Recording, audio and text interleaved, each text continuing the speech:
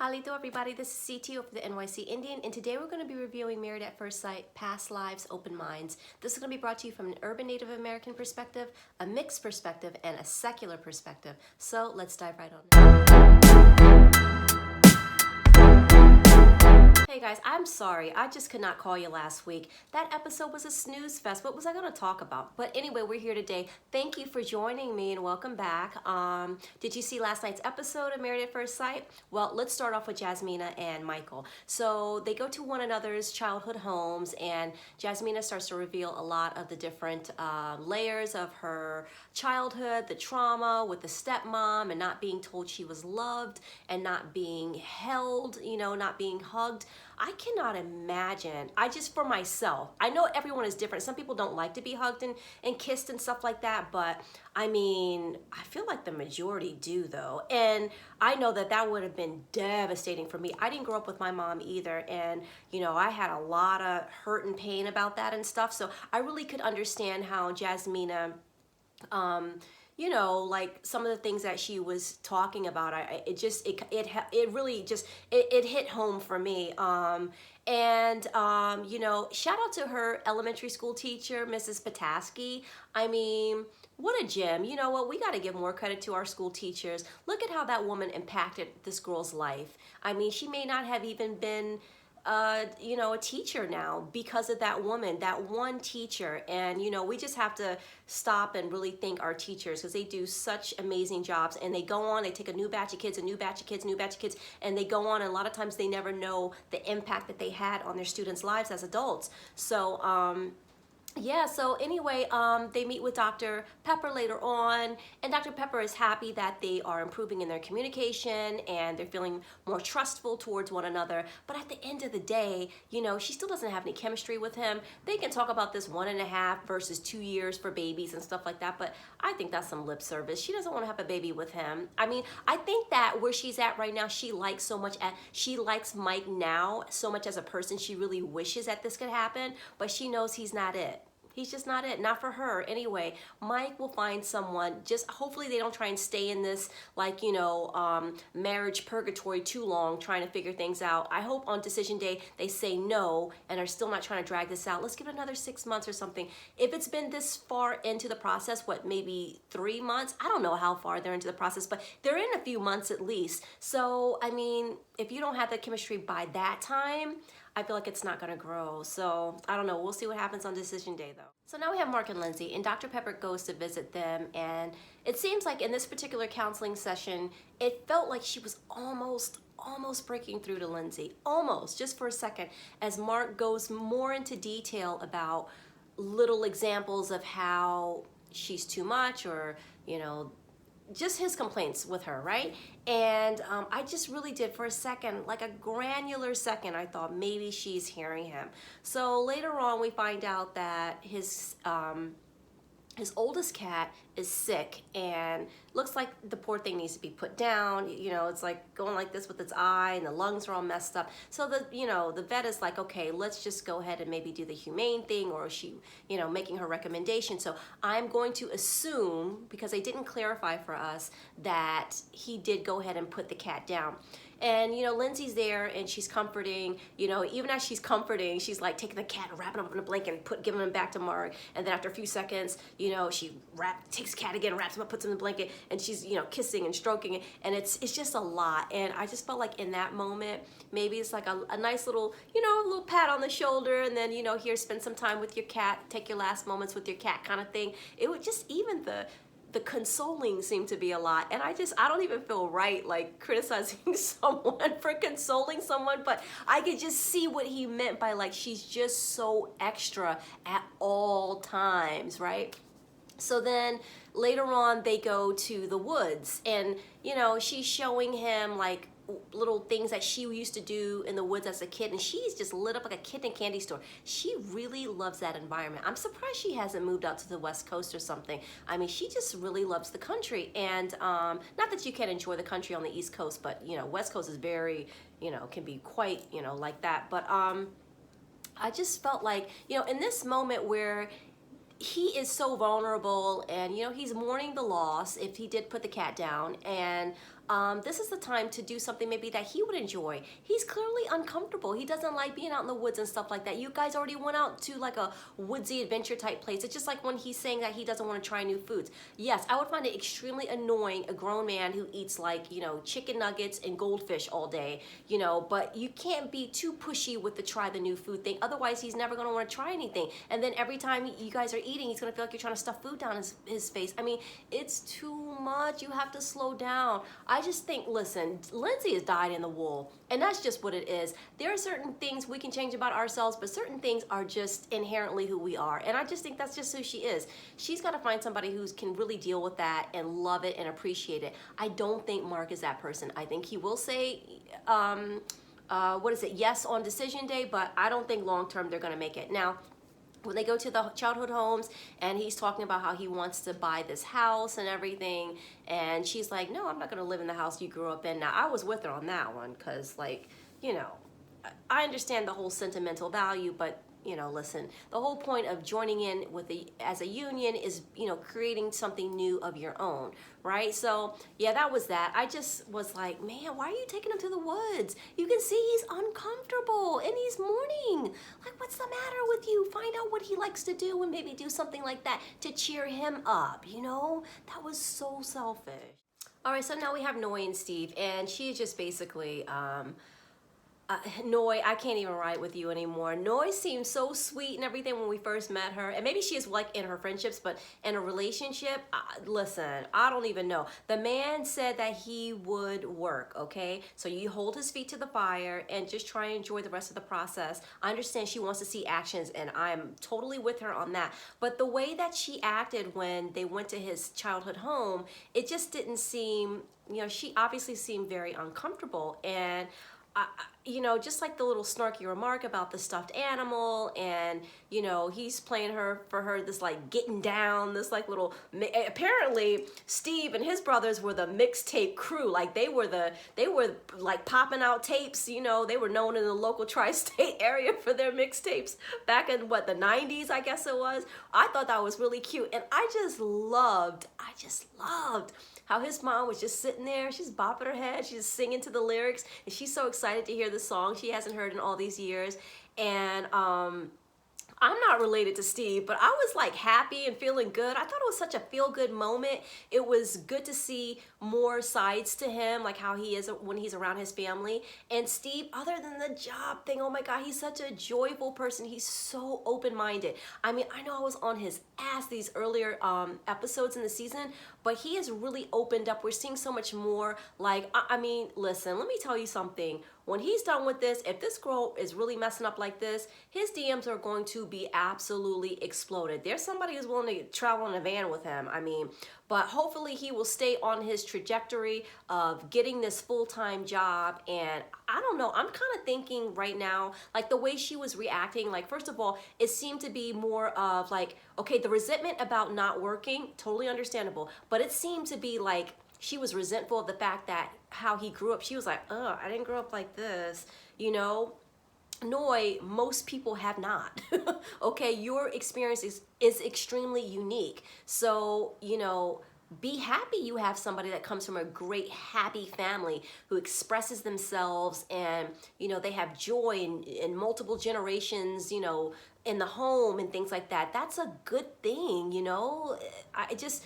You know, I know how sometimes, like, when you have something, or when you see others who have something that you don't have, or something that you were never able to have as a child, you can feel that kind of like, man, I wish I had that, you know. But at her age, you can't be, like, jealous of your partner. I mean, it just...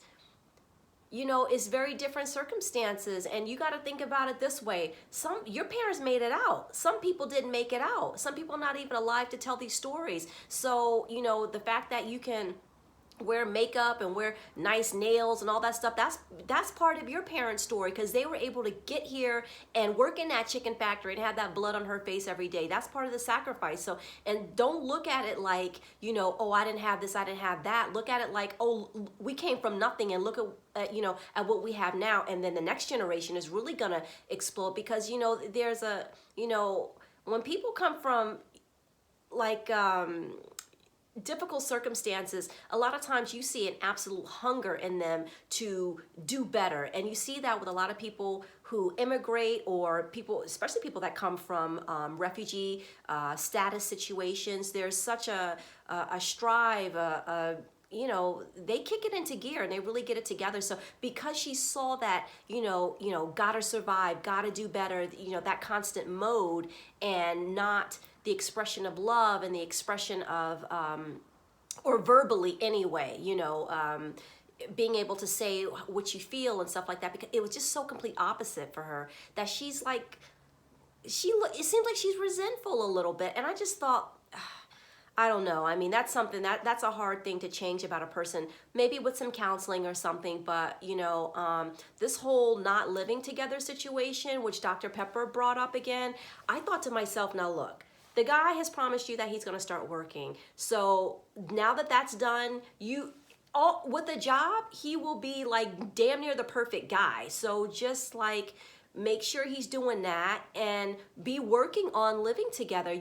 There's no way. If you're saying, I just want to stay in my house, and he's being so nice about it, he's like, well, that's not really, a single life. I would have been, if that was me, and my girlfriend tells me, or my wife tells me, hey, I don't want to live with you, and we're just getting started out, I'd be like, okay, well, I'm sure you can find, good luck finding somebody else. I mean, what else are you supposed to do? Like, he's being very patient with her, and I am just losing my patience with her, to be perfectly honest. So I don't know. It'll be very interesting to see, but maybe, who knows? Maybe he'll say no on decision day. I mean, the way she's acting now, she's acting like she doesn't really want to be with him. So, I mean, if he said no, then I couldn't be mad at Steve at this point.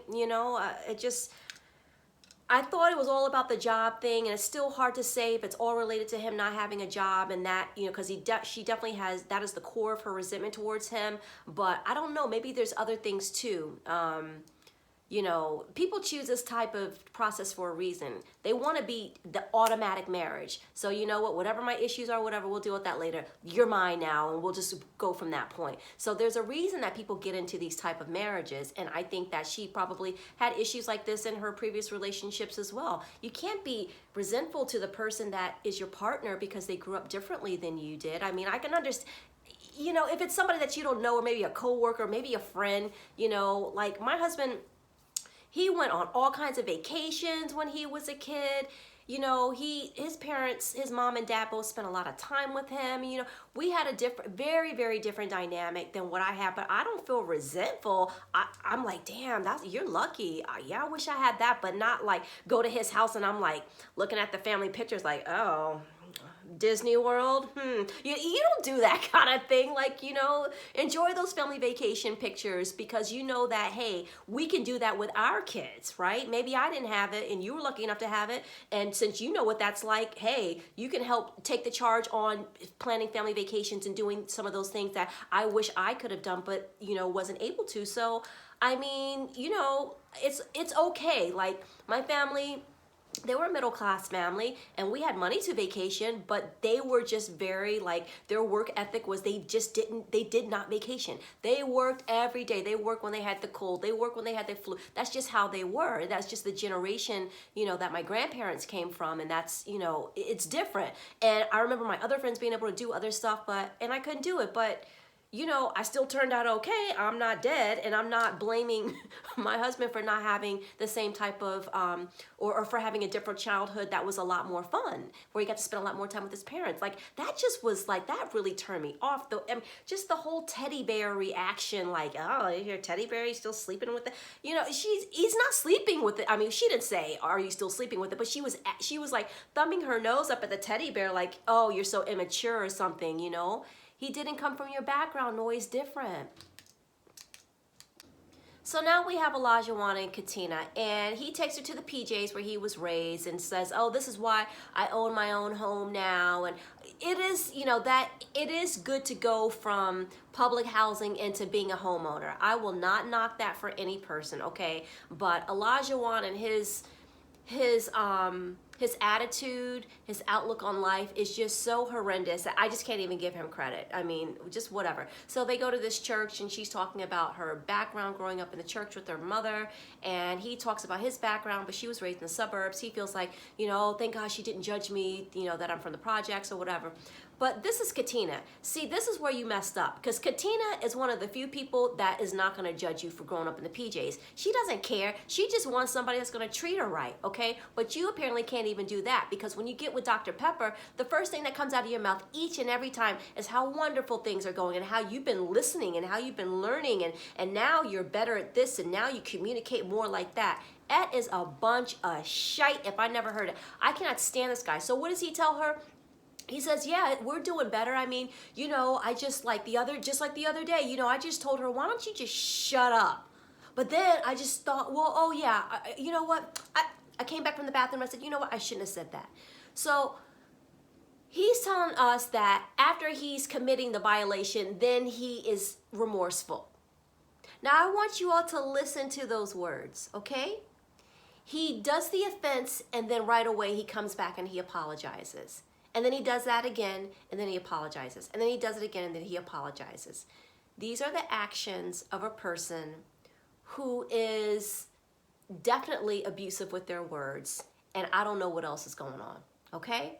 Now, I am hoping that she is safe. But I cannot have any confidence that that is the case. I can just hope. I don't know where her people are. Where is her family?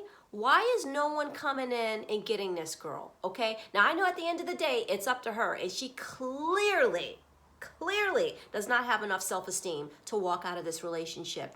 But, you know, usually at least, the troops are rallying and at least trying to get around you and trying to help you out and be like, you know, we should have seen at least 8 episodes so far with somebody saying, girl, look, you don't have to stay there. You can come stay with me. You didn't give up your lease, right? Don't worry about it. You can stay with your mom. Or, oh, you did give up your lease. Don't worry. We'll go fund me. We'll get some money to get something.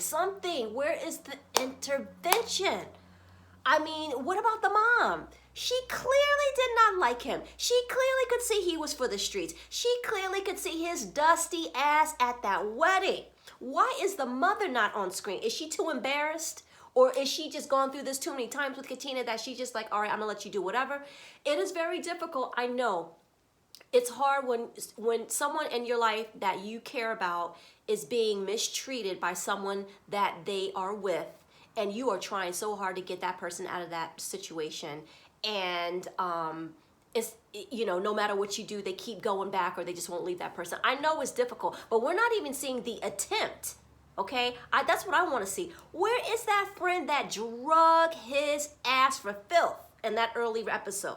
The best friend, the guy best friend that you know Elijah one has a problem with. We have not heard a peep from him. We've seen the other friends. We haven't seen him. So, you know, in situations where a person feels trapped in a situation, typically, and I don't know that she's trapped, I'm just saying, in situations like those, we tend to see people, the person who is doing the offending is usually isolating that person from their contacts, their outside contacts. Now, yes, we do see that she's brought a few people on the show, but it's the way that he speaks to her on camera. Can you imagine what's going on off camera? So the way that he speaks to her, you know, makes me think that he doesn't want her to be around people that he knows will try to intervene and get her out of that situation. And, you know, let me tell you something. My biological father, he was a beast, okay? He was so verbally and physically abusive that, I mean, it was just like, you know, there wasn't that close network of people around the women that he would abuse, because that's what they do. They isolate you and you're on your own and you're living in another state and you don't have friends and all you know is this man. So as someone who has personally seen that in my family, it just, you know, I don't know what the full scope is going on with the Katina and Elijah one, but what I will say is I do not understand why people, because this is being filmed, Usually people in those type of situations are not being filmed and they can't get any help.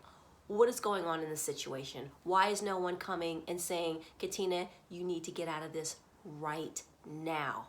Where's the urgency? I just want to know. That's all I want to know. I don't know. I'm not saying that there's anything DV. I don't know, but the verbal abuse is obviously there. That much we can witness, and that is enough for her to be taken out of that situation and be put in a place where she can be safe and be in a comforted, supported environment around people who actually love her and will love her, okay?